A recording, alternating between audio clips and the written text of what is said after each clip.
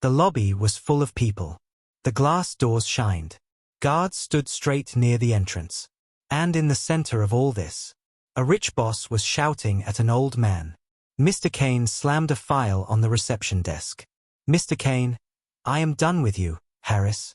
You are too old, too slow, too useless. The old security guard, Mr. Harris, stood in front of him. His uniform was clean, but his hands were shaking. Mia, the receptionist, watched with wide eyes. Other staff stopped working and stared.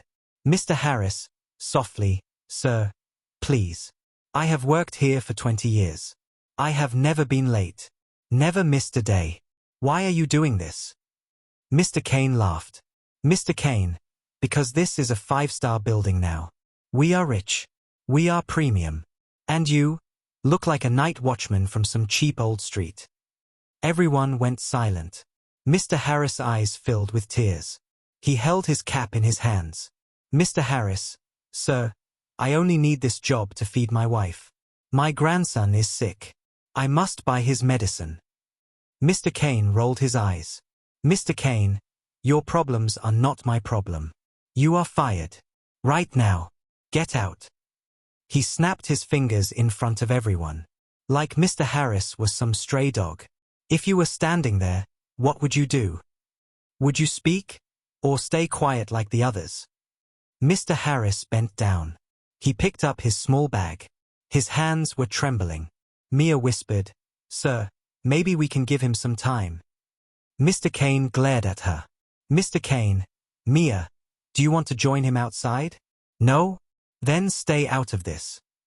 Mr. Harris turned to the staff. His eyes searched for one friendly face. No one moved. No one spoke. He gave a weak smile. Mr. Harris, thank you for the years I worked here. Take care, everyone. He walked toward the glass doors. Slow, heavy, broken. As the doors closed behind him, a man in a black hoodie across the street watched closely. His eyes followed Mr. Harris. Then he looked at the building and smiled. The camera of your mind stops here. What is he planning? Outside the building, cars rushed by. The city was loud. But inside Mr. Harris, everything was silent. He sat on a bench near the gate. His old security cap lay on his lap. He looked at the building he had guarded for years. Mr. Harris, in his thoughts. 20 years standing at that door. Day, night, rain, heat. And now I am nothing. He pulled out his phone. There were missed calls from Grace, home. He wiped his eyes and answered. Grace, Harris? Why aren't you home yet? The doctor called. They need payment for Liam's medicine today. Mr. Harris paused.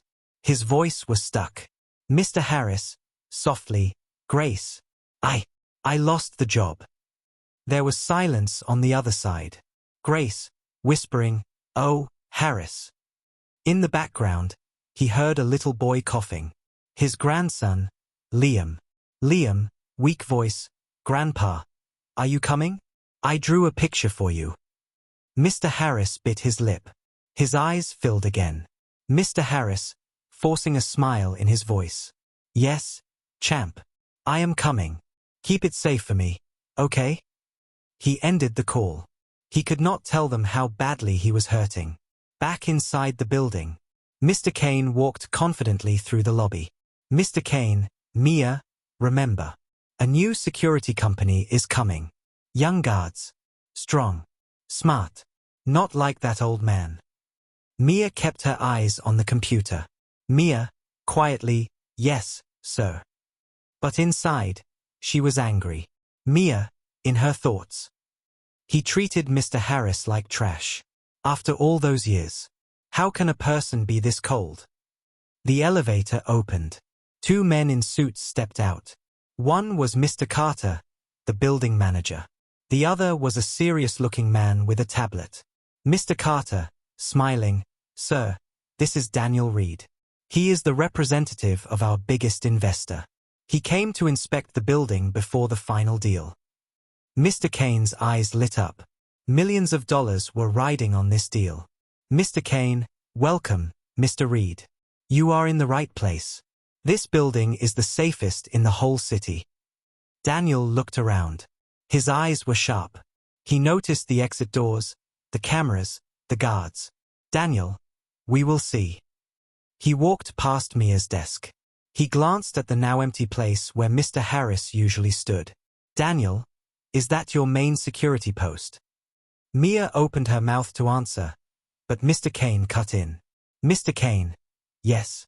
Our previous guard was old. I just removed him. New, better security is coming in a few minutes. Daniel raised an eyebrow. Daniel, you fired the old guard, today. Mr. Kane laughed like it was a joke. Mr. Kane, people like him slow us down.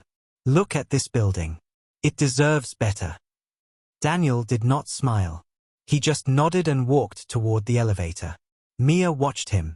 She saw something in his eyes. A tiny look of disappointment. As the elevator doors closed, the man in the black hoodie quietly entered the lobby. He kept his head down. No one stopped him. Because the post was empty now. The guard was gone. The camera of your mind freezes again. What do you think will happen when no one is watching the door? Mr. Harris was still sitting near the gate. He looked small next to the tall glass building. He stood up slowly. He picked up his bag and started walking away. Each step felt heavy. As he reached the corner, he heard a familiar sound behind him. A loud voice. Panicked. Scared. Mia, from inside the lobby, screamed, "Someone call the police." Mr. Harris stopped. He turned back. Through the glass, he saw chaos. Chairs pushed aside. People hiding behind the desk. And in the middle of the lobby, the man in the black hoodie. He had pulled out a gun. His hand pointed straight at Mr. Kane. The man, shouting, "Everyone down. Nobody moves. Give me the cash and put your phones away." Mr. Kane's face turned pale. Mr. Kane, stammering, Look, we don't keep cash like that. Just calm down. We can talk." The man grabbed Mr. Kane by the collar. The man, "Shut up. I have been watching this place for weeks. I know you had money brought in today." Mr. Harris' heart started racing. He could feel his old training wake up. Yes, he was old.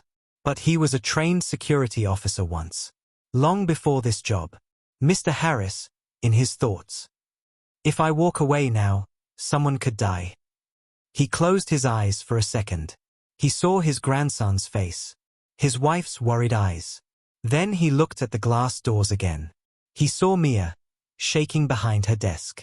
He saw a child clinging to his mother near the elevator. He saw Mr. Kane, scared like never before. Mr. Harris took a deep breath.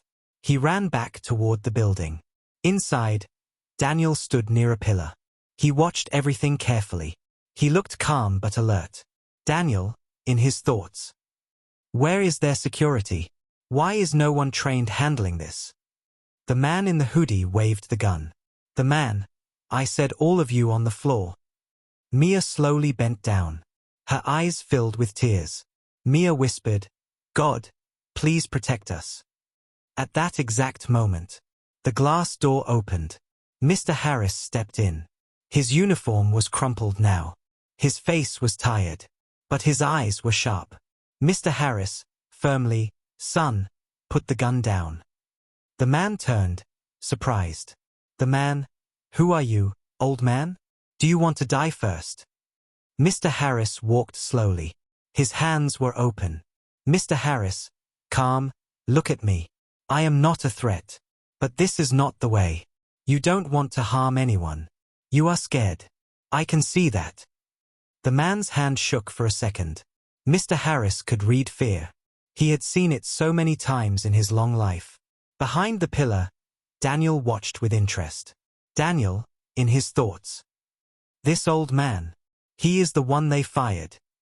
Mr. Kane peeked from behind the man's shoulder. He saw Mr. Harris. Mr. Kane, shocked. "You? What are you doing here?" "I told you to get out." The robber laughed. The man, "Oh, so this is your old guard? You fired him? Bad move, rich boy." The gun moved closer to Mr. Kane's face. He started shaking. Mr. Harris' eyes darkened.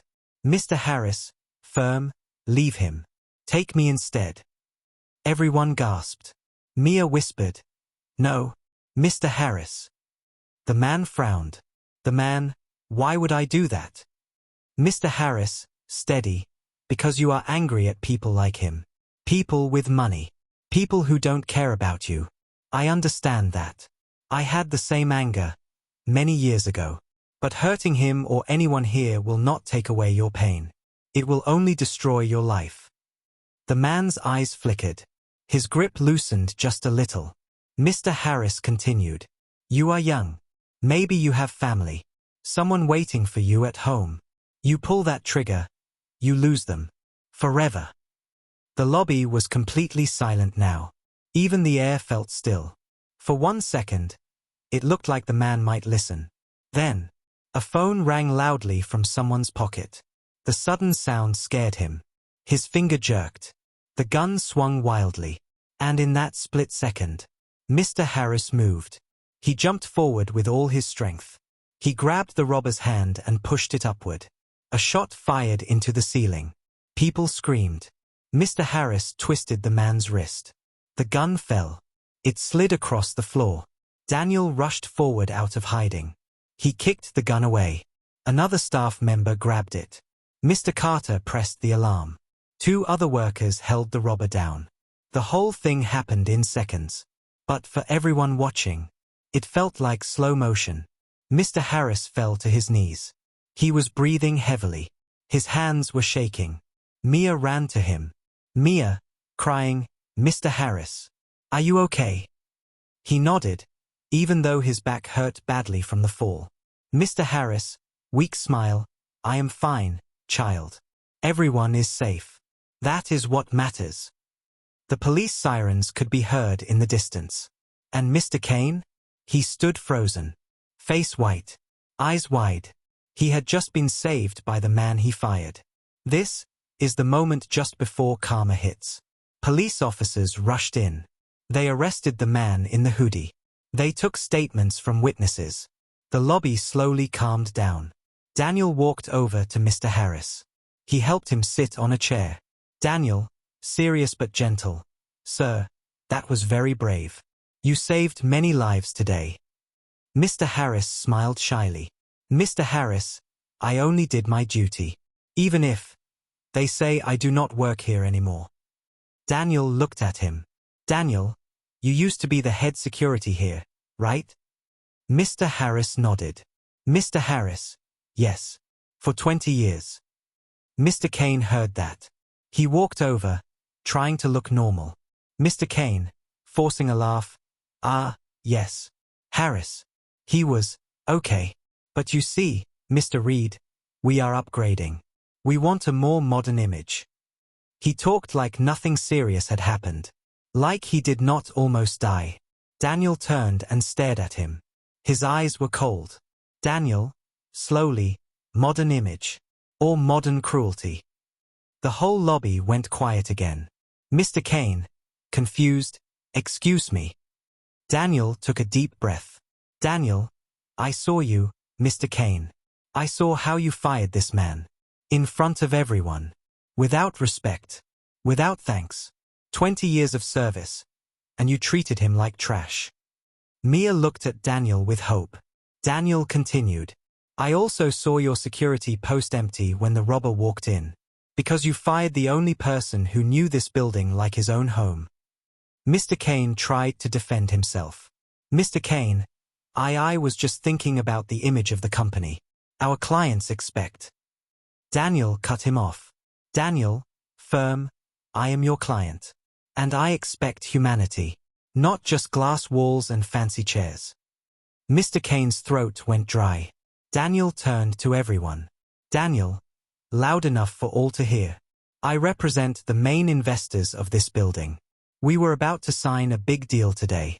But after what I saw, I cannot trust someone who throws loyal people away like garbage.